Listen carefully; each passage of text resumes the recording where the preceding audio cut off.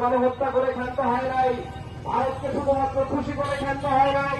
তারা মনে করেছে এদেশে ভারতের সবচেয়ে বড় শক্তির নাম হবে ইসলাম। তারা ভেবেছিল এদেশে ভারতের সবচেয়ে বড় শক্তির নাম ইসলামী ছাত্র শিবির, এদেশে ভারত বিরোধী সবচেয়ে বড় শক্তির নাম জামায়াত ইসলামী। এই কারণে তারা অত্যন্ত সুপরিকল্পিত ভাবে জামায়াত ইসলামীর নেতৃবৃন্দকে অন্যায় ভাবে অত্যাচার করে মিথ্যাচার করে ফাঁসির কাছে ঝোলাবার ষড়যন্ত্র করেছিল। সেই ষড়যন্ত্র বাস্তবায়ন করতেও শেখ হাসিনা খুব বেশি সাহস করছিল না।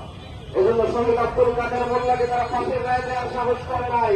প্রাথমিকভাবে আব্দুল কাদের মোল্লা শহীদকে তার যাবজ্জীবন কারাদণ্ড দেওয়ার মধ্য দিয়ে তারা জনগণের ফালস পরীক্ষা করার চেষ্টা করেছে এবং পরিকল্পিতভাবে শাহবাগের চত্বরে তৎকালীন শেখ হাসিনার দোসর ইমরান এই সরকার সহ এদেশের কিছু কুখ্যাত নাস্তিক সন্ত্রাসী মুক্তার তাদের নেতৃত্বে শাহবাগে সেদিন তারা এদেশের আইনকে বৃত্তাঙ্গুলি দেখিয়ে এই